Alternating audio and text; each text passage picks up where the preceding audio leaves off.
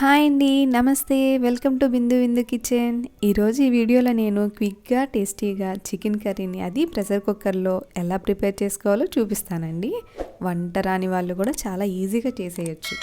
ఎందులో తీసిపోదండి ఈ chicken gravy curry, rice, biryani, chapati, phulka, bagara rice ఇలా ఎందులోకైనా చాలా అంటే చాలా టేస్టీగా ఉంటుంది.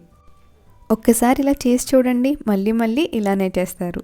దీనికోసం నేను 1/2 kg చికెన్ తీసుకున్నాను. దీన్ని 2-3 సార్లు శుభ్రంగా వాష్ చేసుకొని ఇందులోకి 1 టేబుల్ స్పూన్ ఉప్పు, 2 టీ స్పూన్ల కారం, 1/2 టీ స్పూన్ పసుపు, అలాగే ఒక పెద్ద టేబుల్ స్పూను అల్లం వెల్లుల్లి పేస్ట్ తీసుకోవాలి. ఇవన్నీ చికెన్కి బాగా పట్టేలాగా కలిపి చికెన్ని ఒక 20 మినిట్స్ పక్కన పెట్టుకోవాలి. ఇప్పుడు స్టవ్ ఆన్ చేసుకొని ప్యాన్ తీసుకొని ఇందులోకి 1 టేబుల్ స్పూన్ ధనియాలు, 1 స్టార్ యానీస్, 1/2 టీ స్పూన్ మిరియాలు, దాల్చిన చెక్క ఒక పెద్ద ముక్క తీసుకోవాలి. అలాగే 2 యాలకులు, 3 లవంగాలు, 1 బిర్యానీ ఆకు తీసుకుందాం. వీటిని లో ఫ్లేమ్లోనే వేయించుకోవాలి. వీటిలో ఉన్న పచ్చివాసన పోయి మంచి సువాసన వచ్చే వరకు, అలాగే రంగు మారే వరకు వీటిని వేయించుకోవాలి. చూస్తున్నారు కదా, ఇలా కొంచెం కలర్ చేంజ్ అయ్యాక వీటిని ఒక ప్లేట్లో తీసుకొని పక్కన పెట్టుకొని ఆరాక పౌడర్ చేసుకొని రెడీగా పెట్టుకుందాం. ఇప్పుడు తిరిగి అదే ప్యాన్లో 1 టేబుల్ స్పూన్ ఆయిల్ వేసుకొని ఇందులోకి 2 పెద్ద ఉల్లిపాయల్ని ముక్కలుగా కట్ చేసుకొని ఇందులో వేసుకొని దోరగా వేయించుకోవాలి. ఇలా వేగుతున్న ఆనియన్స్లోకి ఎండు కొబ్బరి 1 టేబుల్ స్పూన్, అలాగే ఇందులోకి గసగసాలు 1 టేబుల్ స్పూన్, క్యాష్యూ నట్స్ ఒక 5 నుండి 6 తీసుకొని దోరగా వేయించుకోవాలి. మరీ వేగవలసిన అవసరం లేదండి, కొంచెం పచ్చివాసన పోతే సరిపోతుంది. అలాగే ఇందులోకి 1 పెద్ద టమాటాని స్లైసెస్గా కట్ చేసుకొని ఇందులోకి యాడ్ చేసుకుందాం. ఇదంతా గ్రేవీ కోసమేనండి. ఇలా ఇవన్నీ ఆయిల్లో వేయించి గ్రైండ్ చేయటం వలన థిక్ పేస్ట్లా వస్తుందండి. ఈ పేస్ట్ వల్ల మన కర్రీకి మంచి గ్రేవీ అలాగే మంచి టేస్ట్ కూడా యాడ్ అవుతుంది.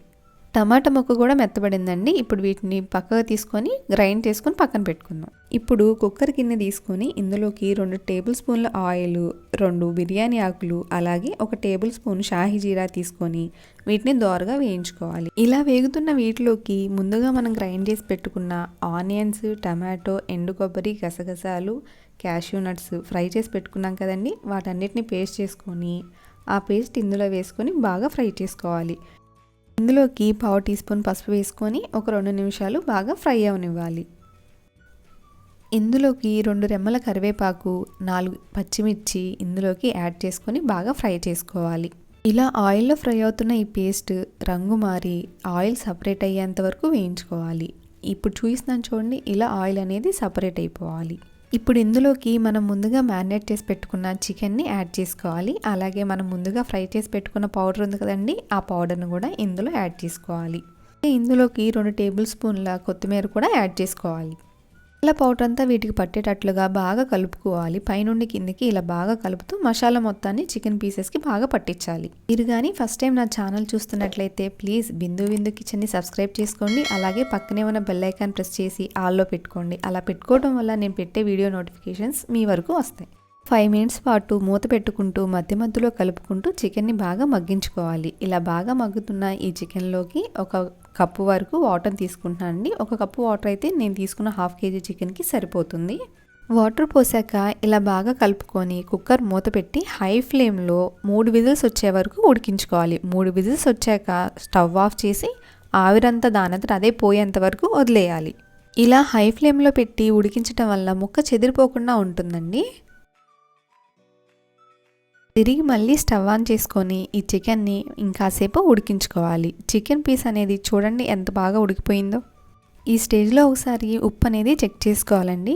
మనం స్టార్టింగ్లో మ్యారినేట్ చేసేటప్పుడు చికెన్లో మాత్రమే వేసాము, ఇంకా మధ్యలో ఎక్కడా కూడా మనం సాల్ట్ అనేది యాడ్ చేయలేదు. ఒకసారి సాల్ట్ చెక్ చేసుకొని మీకు సరిపోకపోతే మళ్ళీ కాస్త యాడ్ చేసుకోవచ్చు. ఫైనల్గా ఇందులోకి 1/2 teaspoon kasuri methi, 1 tablespoon కొత్తిమీర వేసి బాగా కలిపి ఒక 1/2 నిమిషం పాటు ఉడికించి స్టవ్ ఆఫ్ చేసేయటమేనండి.